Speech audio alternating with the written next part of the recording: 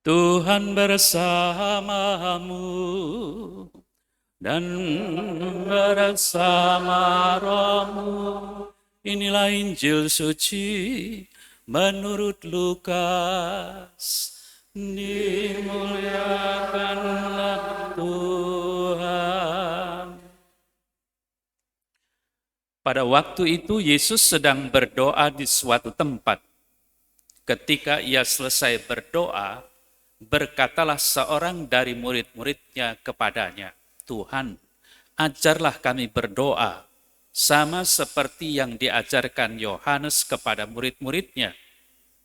Yesus berkata kepada mereka, "Apabila kamu berdoa, katakanlah, Bapa, dikuduskanlah namamu, datanglah kerajaanmu, berilah kami setiap hari makanan kami yang secukupnya, dan ampunilah dosa-dosa kami, sebab kami pun mengampuni setiap orang yang bersalah kepada kami. Dan janganlah membawa kami ke dalam pencobaan." Lalu katanya kepada mereka, "Jika seorang di antara kamu mempunyai seorang sahabat, dan pada tengah malam pergi kepadanya lalu berkata, 'Sahabat, pinjamkanlah kepadaku 3 buah roti, sebab seorang sahabatku yang sedang berada dalam perjalanan singgah ke rumahku, dan aku tidak mempunyai apa-apa untuk dihidangkan kepadanya.' Masakan sahabat yang di dalam rumah itu akan menjawab, 'Jangan mengganggu aku, pintu sudah tertutup, dan aku serta anak-anakku sudah tidur. Aku tidak dapat bangun dan memberikannya kepadamu.'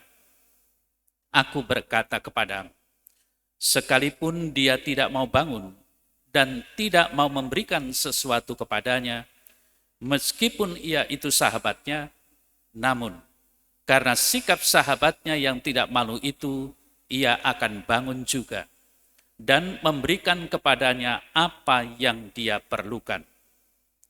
Oleh karena itu aku berkata kepadamu, mintalah maka kamu akan diberi, carilah maka kamu akan mendapat, ketuklah maka pintu akan dibukakan bagimu.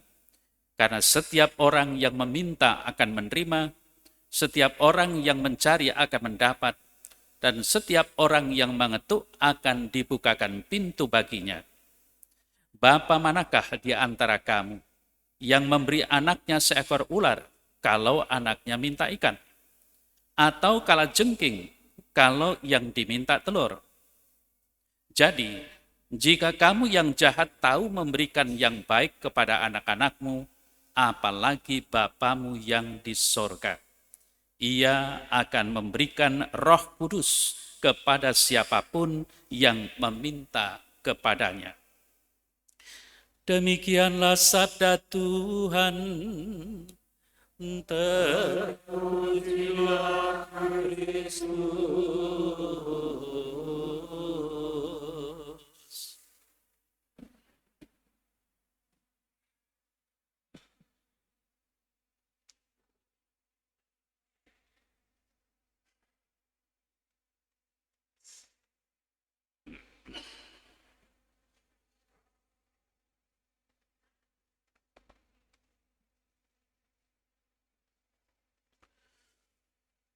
Saudara-saudari yang terkasih dalam Kristus Yesus, kalau kita berbicara tentang doa, bagi orang beriman, doa itu bukan suatu kegiatan yang asing. Karena pastilah akan dilakukan setiap saat berdoa. Tetapi seringkali justru muncul dari orang-orang yang mengatakannya beriman, mengapa saya sudah berdoa tetapi kok tidak dikabulkan? Atau orang merasa bahwa doa-doaku itu kering, tidak seperti orang lain bisa berdoa dengan bagus dan sebagainya. Nah, tadi kita mendengar dari bacaan pertama, lihatlah bagaimana dialog antara Abraham dan Allah. Abraham bisa berdialog dengan Abraham, bahkan tawar-menawar. Lalu tadi dalam referen Mazmur tanggapan, pada hari aku berseru kepadamu, jawablah aku, ya Tuhan. Mau menunjukkan bahwa ketika kita berseru kepada Tuhan, terutama dalam hal doa, kita mengharapkan Tuhan itu menjawab. Tentu jawabannya apa yang kita mohon dikabulkan. Ya. Nah, lalu bagaimana para murid? Para murid bertanya dan meminta, Tuhan, ajarlah kami berdoa, sama seperti yang diajarkan Yohanes kepada murid-muridnya. Lalu Yesus mengatakan, berkata kepada mereka, apabila kamu berdoa, katakanlah. Lalu diucapkanlah doa Tuhan atau doa Bapa kami. Lalu apa yang terjadi? Seringkali, bahkan mungkin saja ini benar, sudah sejak kecil kalau kita hidup dalam keluarga Katolik, sudah diajari doa Bapa kami. Tidak hanya soal diajari, tetapi harus menghafal. Sehingga sampai tua, sampai saat ini hafal tentang doa Bapa kami. Masalahnya adalah, apakah Tuhan Yesus itu menyuruh menghafal doa Bapa kami kepada para muridnya? Saya katakan tidak. Mengapa? Tadi dengan jelas, para murid itu bertanya, Tuhan, ajarlah kami berdoa. Sama seperti yang diajarkan Yohanes kepada murid-muridnya. Lalu Yesus berkata kepada mereka, apabila kamu berdoa, katakanlah. Lalu doa Bapa kami. Artinya apa? Artinya doa Bapa kami yang diajarkan oleh Tuhan Yesus itu harus menjadi rule atau model. Kalau kamu berdoa itu seperti ini loh. Jadi bukan hafalkanlah ini, bukan. Nah, maka dari itu penting sekali bagi kita, walaupun kita hafal, coba kita sejenak merenungkan isi dari doa Bapa kami itu. Sehingga apa? Sehingga kalau kita berdoa, kalau rule-nya itu atau modelnya seperti doa Bapa kami, ya, maka kita bisa berdoa. Seperti apa? Seperti yang diharapkan Tuhan Yesus. Kita hafal, Bapa kami yang ada di sorga. Jelas, dengan mengatakan menyapa atau berseru kepada Allah itu Bapa, kita mulai membandingkan. Dalam perjanjian lama itu selalu dikatakan Allah, Allah Yahweh. Tetapi ketika Yesus mengajari berdoa, menyeru dengan sebutan Bapa. Lalu kita mulai bertanya, ini kalau mulai merenungkan, mengapa Yesus mengajari menyapa Allah itu sebagai Bapa? Kok tidak Allah Yahweh saja? Karena di sini mau menunjukkan kepada kita semua, Yesus itu mempunyai hubungan yang dekat, mempunyai hubungan yang intim antara dirinya dengan Allah Bapanya. Nah, lalu kalau kita mulai merenungkan itu dan menghayati, oh kalau begitu, saya pun seharusnya mempunyai hubungan relasi yang dekat dengan Allah, sehingga saya bisa menyapa Allah itu sebagai Bapa. Nah, lalu pertanyaan kepada kita semua, apakah benar relasi kita, hubungan dengan Allah itu dekat? Tidakkah saya seringkali merasa Allah itu jauh dari saya? Bahkan Allah itu asing bagi saya.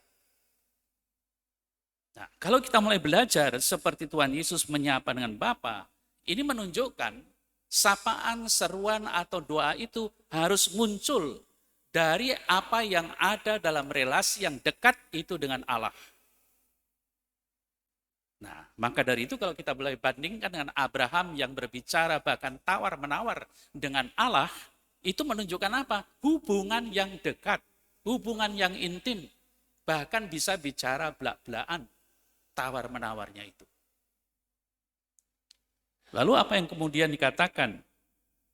Dikuduskanlah namamu. Kalau kita perenungkan, ini bukan saya menguduskan nama Allah. Bayangkan apakah kita bisa menguduskan Allah? Allah itu yang Maha Kudus. Bagaimana kita bisa menguduskan? Tidak. Ini mau menunjukkan bahwa Allah sendiri yang bisa menguduskan dirinya, bukan kita. Nah, maka dari itu saudara terkasih jelas di sini, aku percaya bahwa Allah itu dekat dengan saya menyapa Allah itu Bapa, lalu jelas dengan sapaan begitu saya bisa mengatakan, Bapa kuduskanlah namamu. Lalu dikatakan, datanglah kerajaanmu. Kita setiap saat diingatkan bahwa kerajaan Allah itu akan datang. Tetapi bagaimana kerajaan Allah yang mau datang ke dalam diri kita, aku ke dunia ini, tidak lain adalah Allah yang mau meraja dalam kehidupan kita. Kalau Allah mau meraja dalam kehidupan kita, kita harus mengikuti kepemimpinan raja itu. Berarti hidupku itu harus benar-benar sesuai dengan tuntunan Yesus. Tuntunan Allah sendiri. Maka kita bisa merasakan benar-benar dalam hidupku itu Allah meraja. Nah, tentu saja kita tahu dalam rumusan dalam Injil Matius, kalau ini Injil Lukas, dikatakan datanglah kerajaanmu. Jelas di sini menyatakan kepada kita semua, kalau Allah itu meraja dan datang kepada kita semua, lalu apa yang terjadi? Ya jadikanlah kehendakmu. Sehingga kita memang dalam kehidupan kita sebagai orang beriman itu harus selalu mencari dan menemukan kehendak Allah. Nah itu semua syaratnya kalau kita mempunyai hubungan atau relasi yang intim, yang sangat dekat dengan Allah. Nah itu bagian yang pertama. Kalau kita sungguh mau merenungkan doa Bapa kami ini, lalu kita bisa kemudian kalau berdoa dalam kehidupan kita yang secara spontan, karena saya mempunyai hubungan yang dekat dengan Allah, lalu kurang lebih seperti itu. Jadi bukan soal menghafal doa Bapa kami. Apakah menghafal doa Bapa kami itu salah? Enggak juga, baik juga. Tetapi permasalahannya kalau yang dikatakan di sini, kita itu mau belajar berdoa dan Tuhan Yesus mengajar, maka jadikanlah itu pedoman, rule, model bagi kita kalau kita berdoa. Nah, baru kemudian saudara terkasih, lihatlah dengan keyakinan kita Allah itu yang sungguh maha baik, Allah yang kita sebut Bapa itu, kita berani kemudian menyatakan permintaan kita. Berilah kami setiap hari makanan kami yang secukupnya, atau berilah kami rezeki pada hari ini, dan ampunilah kesalahan kami. Kita sadar bahwa kita punya kebutuhan dalam kehidupan ini. Terutama yang pokok adalah rezeki kita setiap hari. Kalau kita meminta kepada Allah, tidak salah. Karena memang kita membutuhkan itu. Apakah kemudian Allah menolak? Enggak juga. Apalagi setelah kita mendengar, ampunilah dosa-dosa kami. Sadar atau tidak sadar, secara langsung atau tidak langsung, kita memang orang-orang yang berdosa, walaupun kita ini orang beriman. Maka kita harus meminta pengampunan Allah. Kalau kita datang kepada Allah dan minta pengampunan Allah, Allah pasti mengampuni. Permasalahannya adalah sebab kami pun mengampuni setiap orang yang bersalah kepada kami. Inilah kesulitan kita. Seringkali kita minta ampun kepada Allah, kita sangat sulit mengampuni orang lain. Padahal tuntutan minta pengampunan dari Allah kalau kita bisa mengampuni orang lain. Nah, lalu sangat jelas akhirnya janganlah membawa kami ke dalam pencobaan. Berarti apa? Kita masuk dalam situasi di mana kita sungguh menjadi lemah dan kita benar-benar akhirnya jatuh dan berbuat sesuatu dalam perbuatan-perbuatan dosa. Dan kita tidak menghendaki itu, maka kita meminta janganlah membawa kami ke dalam pencobaan.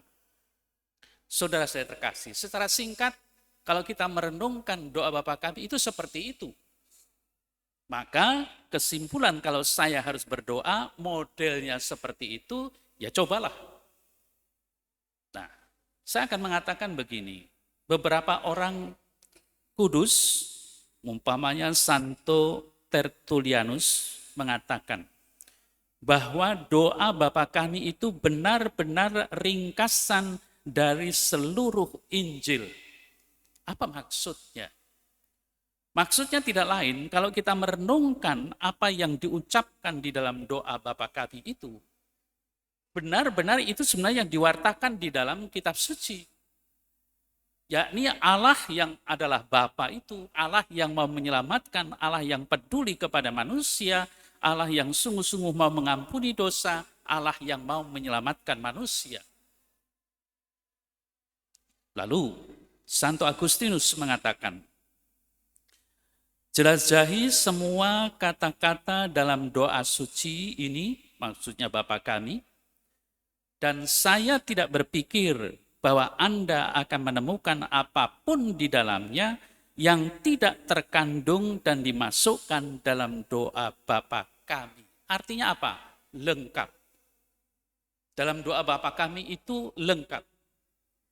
Apalagi yang dikatakan oleh Santo Thomas Aquinas, doa Bapa kami adalah doa yang paling sempurna. Nah, maka dari itu saudara terkasih, jelas di sini doa Bapa kami menjadi role model kalau kita berdoa atau orang-orang Kristiani berdoa, ini menjadi dalam tanda petik jaminan. Karena doa ini sempurna seperti itu, maka kita mempunyai harapan pasti bahwa doa kita itu akan dikabulkan. Tetapi sekali lagi, bukan pertama-tama dihafal, melainkan itu menjadi role model. Kalau dihafal, nantinya doa Bapa kami itu menjadi apa? Doa magis. Apa-apa Bapa kami, mau makan Bapa kami, mau pergi Bapa kami, mau apapun Bapa kami. Alasannya apa? Enggak bisa berdoa. Kan itu nyatanya kehidupan kita. Nah, lalu bagaimana?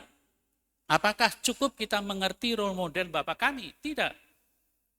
Karena apa yang dikatakan kemudian, lihat Yesus memberikan perumpamaan seorang sahabat yang malam-malam pergi ke temannya pinjam 3 buah roti. Lalu pada akhirnya dikatakan dengan jelas bahwa soalnya adalah begini, mintalah maka kamu akan diberi, carilah maka kamu akan mendapat, ketuklah maka pintu akan dibukakan, karena setiap orang yang meminta menerima, setiap orang yang mencari mendapat, dan setiap orang mengetuk akan dibukakan pintu. Apa maksudnya di sini? Kalau kita berdoa, harus tekun dan fokus. Apa maksudnya di situ? Kita bisa bertanya diri, kalau saya berdoa, apakah saya tekun? Kan kita kan biasanya hanya sebentar menghafal doa, sudah itu pergi. Kapan lagi kita berdoa? Mungkin kalau kita ke gereja, itu pun mungkin hanya membaca doa atau rumus-rumus hafalan. Ya. Padahal diharapkan kalau kita berdoa, lihatlah, harus bertekun. Kalau orang mengetuk pintu, sebelum dibuka ya terus diketuk. Kalau orang mencari, sebelum mendapat ya terus mencari. Ya. Jadi intinya bahwa orang harus sungguh tekun. Lalu dalam keyakinan kita, karena kita itu berbicara, berkomunikasi dengan Allah.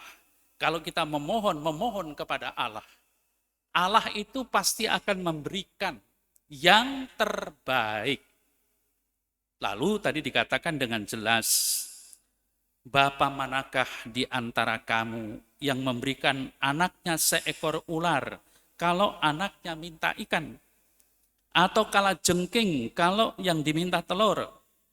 Jadi jikalau kamu yang jahat tahu memberikan yang baik kepada anak-anakmu, apalagi Bapamu yang di sorga, Ia akan memberikan Roh Kudus kepada siapapun yang meminta kepadanya.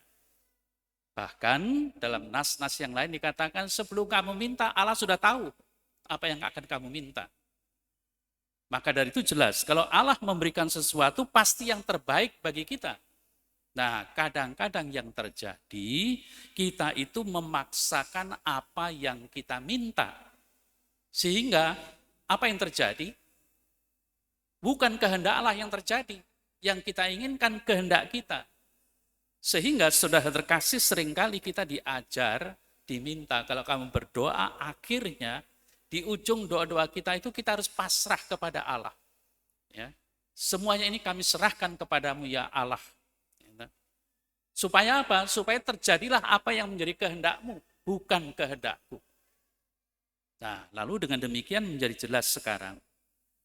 Kalau kita inginkan doa-doa kita terkabul, itu kalau benar-benar doa kita sesuai dengan kehendak Allah. Nah, orang yang tadi diumpamakan di dalam warta Injil sangat jelas, sahabat.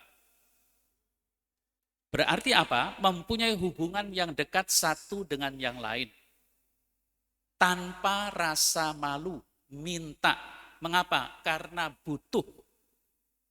Demikian juga kita dengan Allah.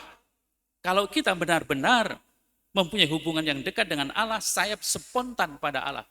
Jadi bukan soal bagaimana doa yang baik, enggak. Doa yang baik adalah spontan yang muncul dari hati kita. Karena apa? Hubungan yang dekat kita dengan Allah. Nah, di situ kita mempunyai keyakinan, walaupun mungkin kok Allah tidak mengabulkan ya. Tapi suatu saat kita merasakan, oh baru kali ini atau saat ini ternyata doaku dikabulkan. Di situ menunjukkan apa? Menunjukkan bahwa doa itu tidak serta-merta dikabulkan oleh Allah. Kita justru diharapkan mempunyai kesabaran dalam kehidupan ini untuk dipertimbangkan sedemikian apakah kehendak kita itu sesuai dengan kehendak Allah. Dan harapan kita sebagai orang beriman tidak lain kehendak Allah itu terjadi dalam kehidupan kita. Maka kita punya model yang lain yang sering kali kita hormati, yakni Bunda Maria, yang mengatakan terjadilah kehendak-Mu ya, dalam hidupku. Ya. Karena apa? Kita ini adalah hamba Tuhan. Kalau kita benar-benar hamba Tuhan, tetapi mempunyai hubungan yang dekat dengan Tuhan itu sendiri, kita bisa berbicara, tetapi kita bisa menerima apa yang menjadi kehendak Tuhan di dalam kehidupan kita.